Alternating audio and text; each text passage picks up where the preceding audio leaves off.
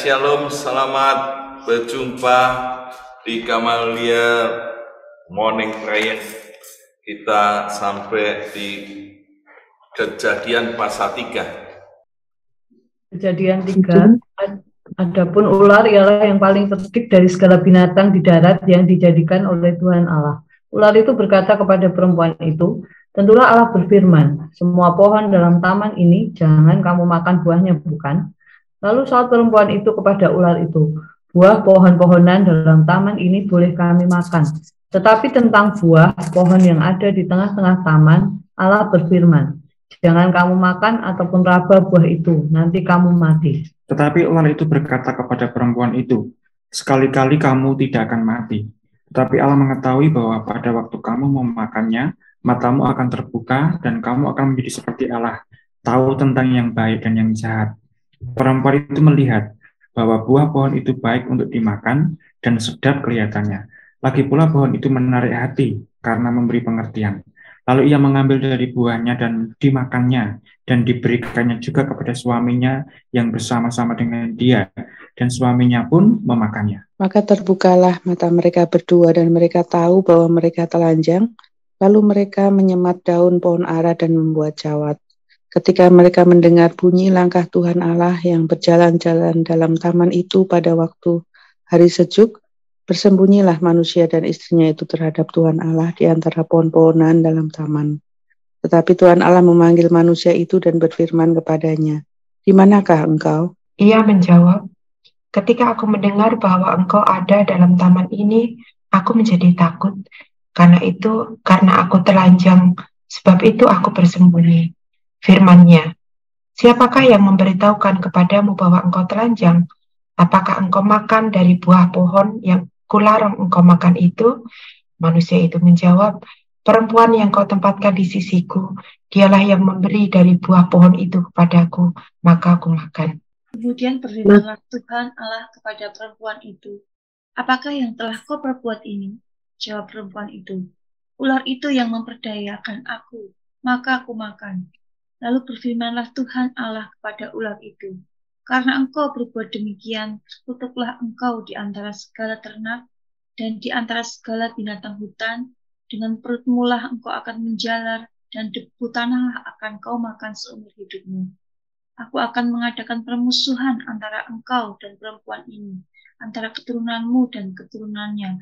Keturunannya akan meremukkan kepalamu, dan engkau akan meremukkan tumitnya." Firman-Nya kepada perempuan itu, susah payahmu waktu mengandung akan kubuat sangat banyak.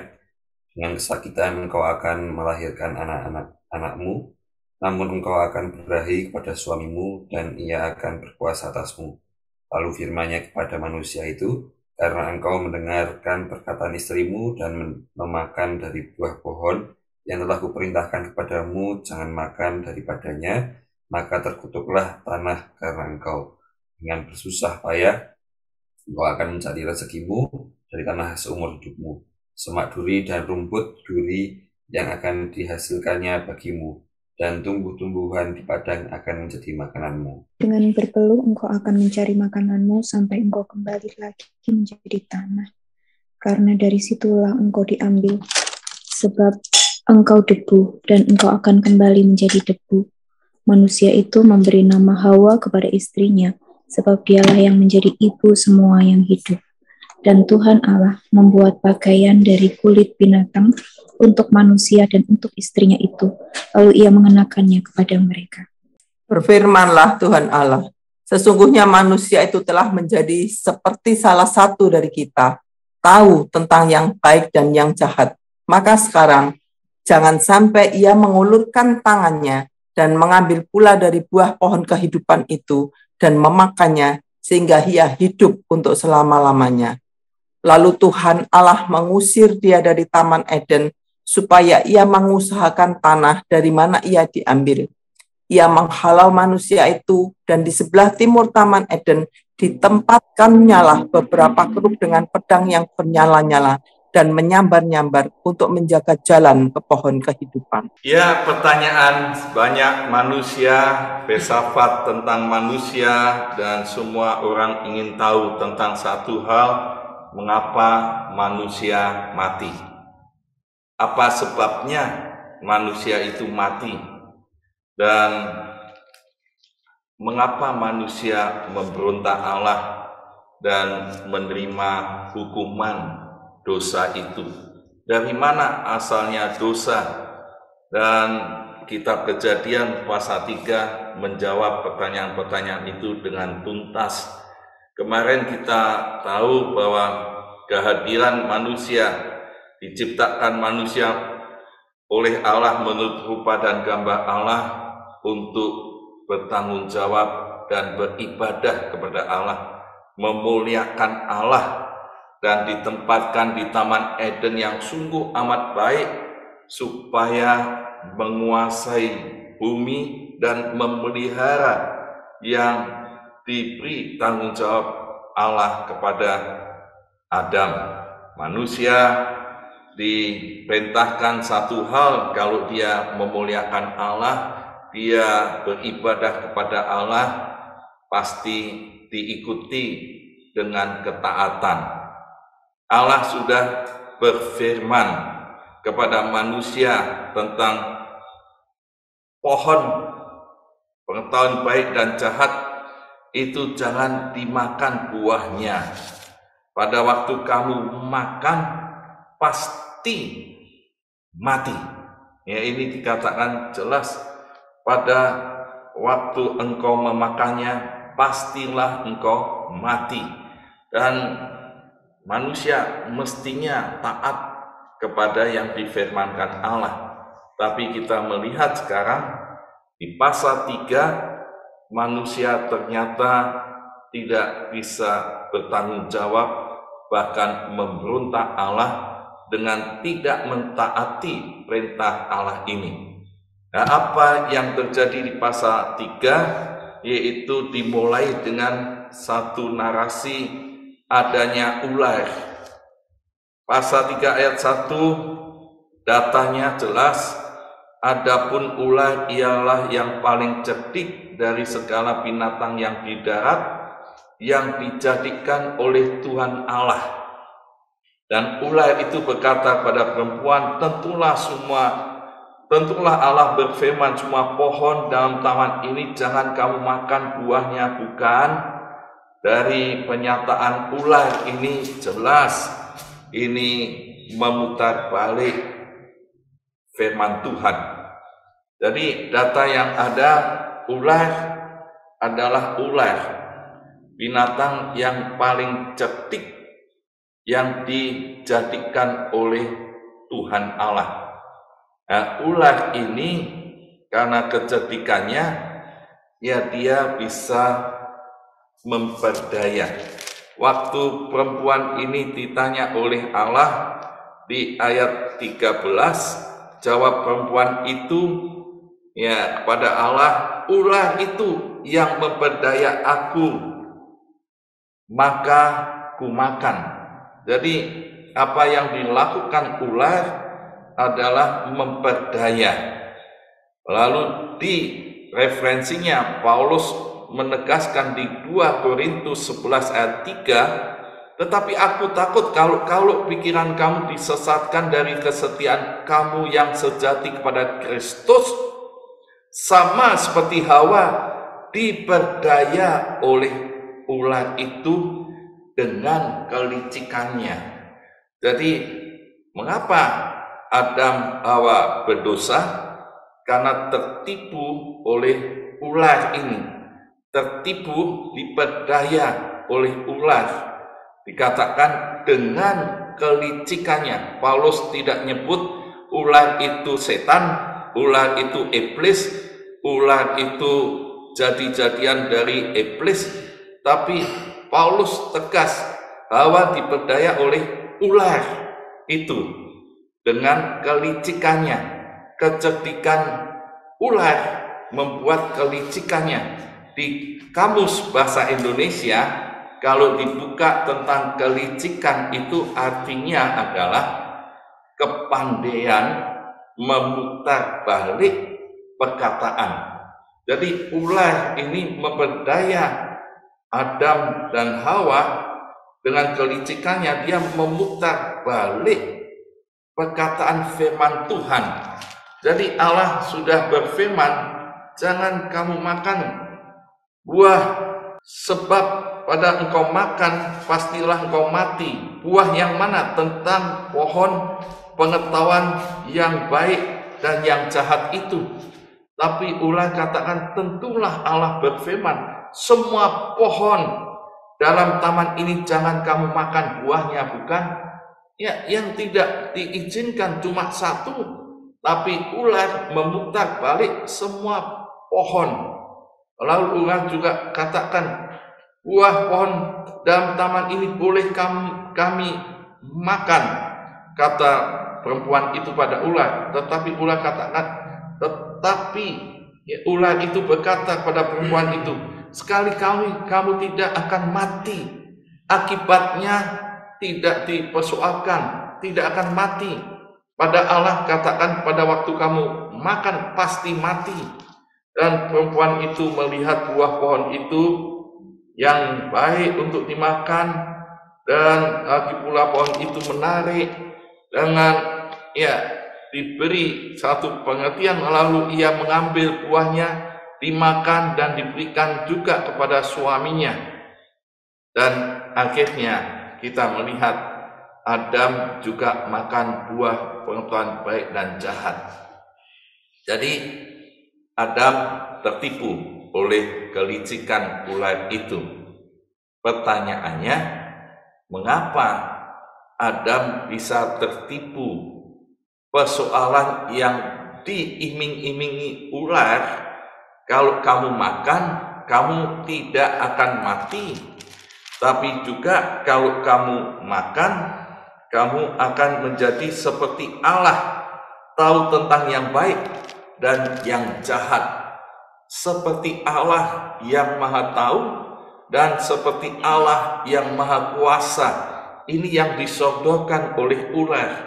Dan kita melihat ada satu kontradiksi. Apa yang difirmankan Allah, kalau makan pasti mati. Apa yang dikatakan ular, kalau makan tidak mati dan akan menjadi seperti Allah.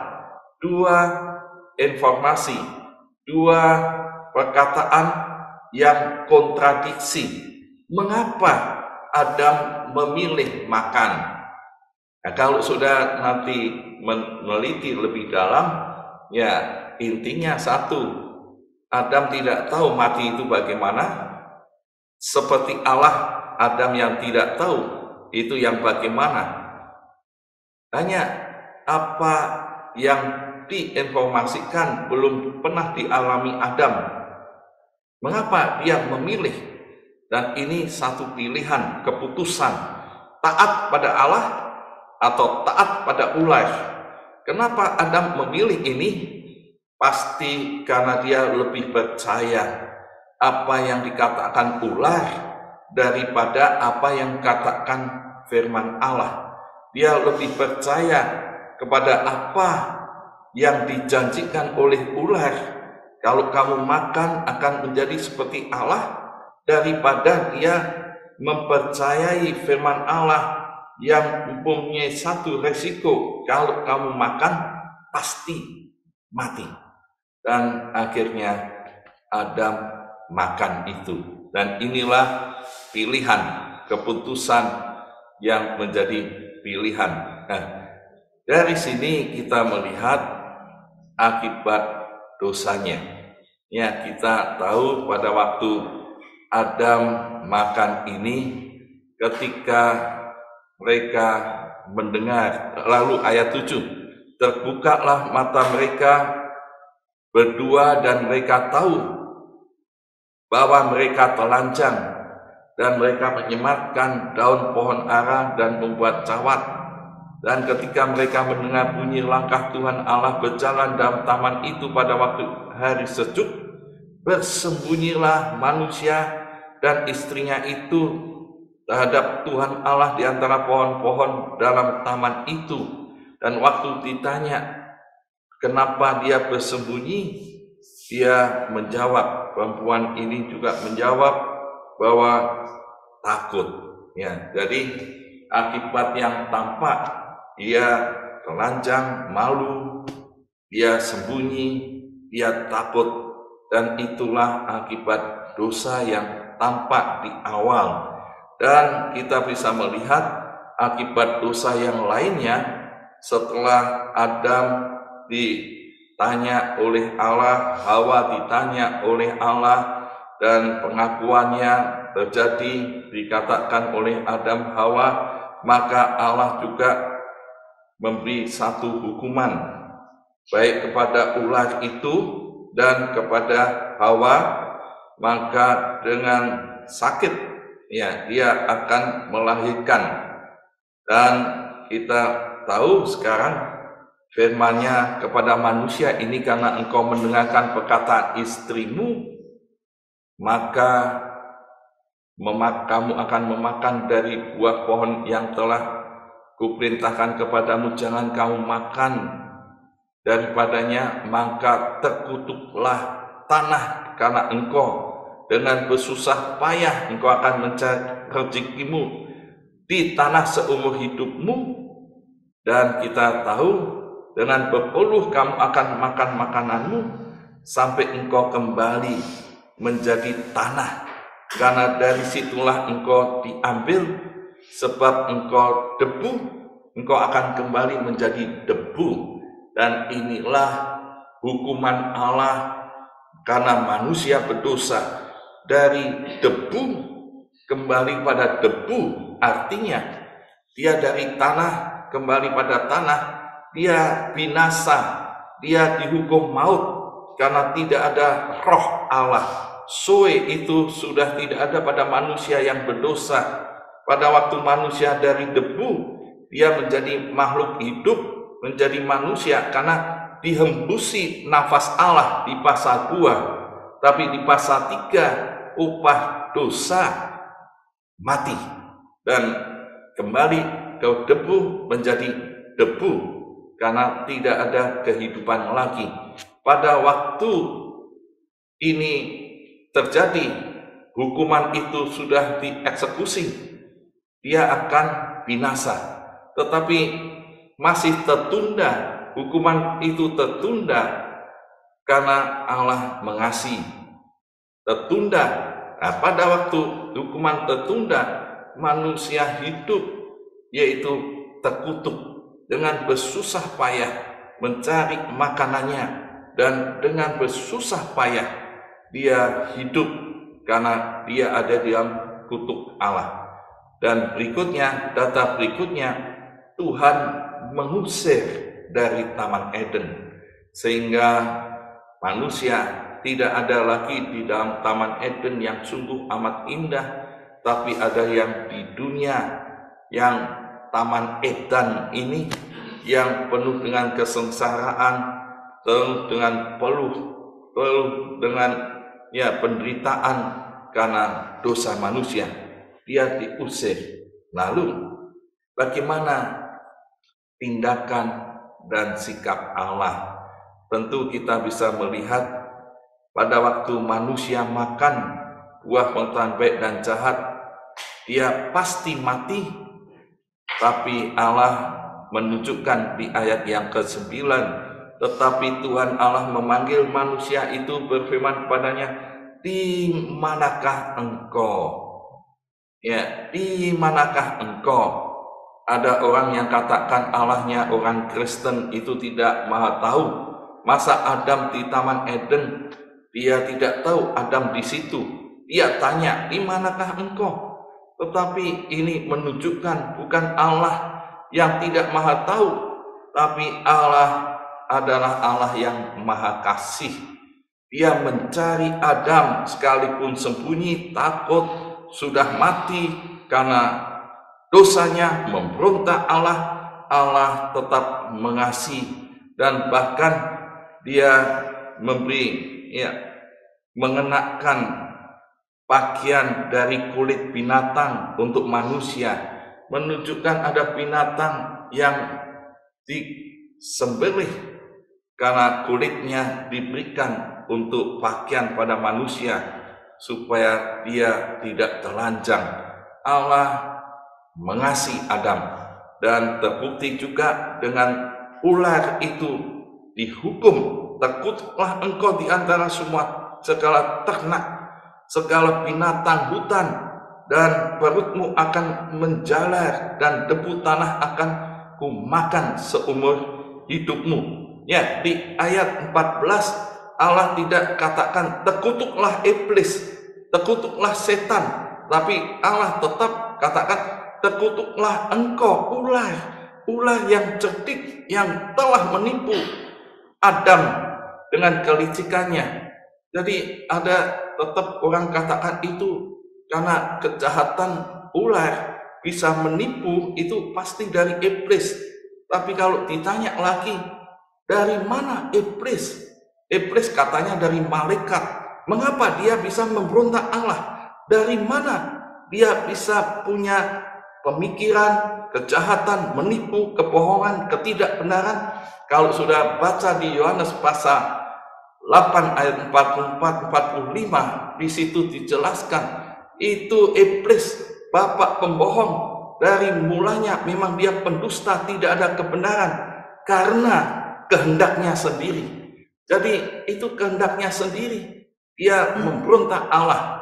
Maka kalau lihat di sini ular, ya karena kehendaknya sendiri dia menipu Adam sampai dia berdosa. Tapi Allah tetap Allah yang mengasihi, sehingga di ayat 15 Allah memberikan satu janji mesianik. Dan di sini katakan, aku akan mengadakan permusuhan antara engkau itu ular dan perempuan ini, antara keturunanmu dan keturunannya, dan keturunannya akan meremukkan kepalamu dan engkau akan meremukkan tumitnya. Pada waktu janji Mesias ini jelas ular yang di sini adalah kiasan, dan apa yang terjadi pada keturunannya, maka di situ akan terlihat keturunan perempuan ini akan datang sang juru selamat Mesias, yaitu Yesus Kristus. Dan keturunan ular yang pembohong, penipu itu jelas ini iblis dan setan. Maka di Wahyu pasal 12 ada ular tua, yaitu iblis dan setan, dan terjadi pertempuran di surga sana antara malaikat Mikael dengan iblis, dan iblis dikalahkan, dijatuhkan ke bumi. Dan ini terlihat janji Mesias sekarang mulai di ayat 15 bahwa Yesus akan datang menjadi penyelamat, penebus dosa manusia, sehingga kembali kita akan percaya pada firman Allah atau kita akan percaya pada ular. Dan ini sebagai tipe, antitipenya kita akan tahu setiap orang yang percaya pada firman Tuhan akan diselamatkan, tapi kalau dia percaya pada ular akan menuju kebinasaan. Karena begitu besar Allah mengasihi isi dunia hingga dikaruni akan anaknya yang tunggal, supaya barang siapa percaya tidak binasa, melainkan beroleh hidup yang kekal. Kembali lagi kita mau percaya pada firman Tuhan di dalam Yesus Kristus, maka kamu akan diselamatkan, hidup yang kekal dipulihkan, tidak terkutuk lagi, tidak kembali kepada debu, tapi akan masuk ke Yerusalem baru, langit baru, bumi baru, bersama dengan Yesus memerintah sebagai Raja. Inilah amanat teksnya, bahwa manusia pernah tertipu ular dan berdosa, dengan akibatnya mati, terkutuk, diusir dari Taman Eden. Tapi Allah tetap mengasihi manusia yang berdosa dengan menghadirkan Yesus Sang Mesias, penebus dosa, penyelamat manusia. Maka saudara, biarlah mengambil keputusan hari ini yang masih hidup dalam dosa dan hidup yang terkutuk. Percayalah pada Yesus, maka hidup saudara akan dipulihkan, dibebaskan dari maut, dibebaskan dari kutuk, hidup yang kekal, dan hidup di dunia ini, hidup yang diberkati Tuhan. Amin. Kita bersyukur untuk setiap janji mesianik yang Allah nyatakan bagi setiap orang yang belum percaya kepada Yesus. Kita bersyukur karena kita punya Allah yang hidup, Allah yang penuh dengan kasih. Kita akan responi dengan pujian, dalamnya kasih-Mu Bapa, terlebih dari segalanya.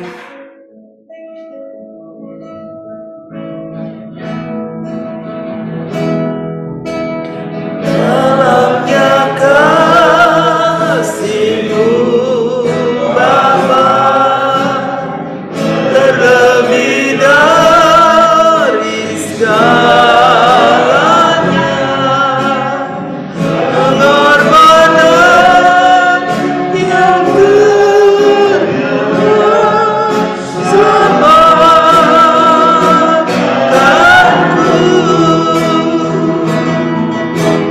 dengan darah yang tercurah, uniku atas dosa, ku bersyukur kepadamu, Yesusku.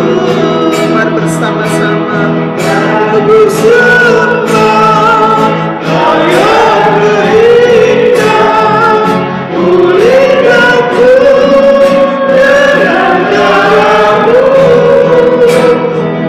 Engkau ku sembah, yang berindah, seumur hidupku.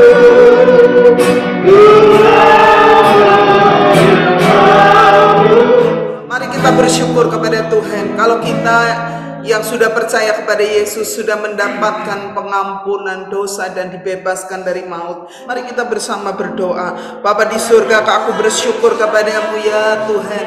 Oleh karena kemurahan anugerah-Mu, aku saat ini boleh diselamatkan dari dosa, aku boleh dibebaskan dari maut, sehingga aku boleh menerima anugerah keselamatan dan hidup yang kekal di dalam Yesus Kristus. Saat ini Tuhan, aku membawa doaku buat keluarga besar yang belum percaya Yesus. Biarlah Engkau berikan kesempatan untuk mereka boleh mengenal Engkau dan percaya kepadamu, dan menerima anugerah keselamatan dan pengampunan dosa, bahkan dibebaskan dari maut. Tuhan, pakai kami untuk menjadi saluran berkat buat saudara-saudara kami. Tuhan, terima kasih. Tuhan, terima kasih.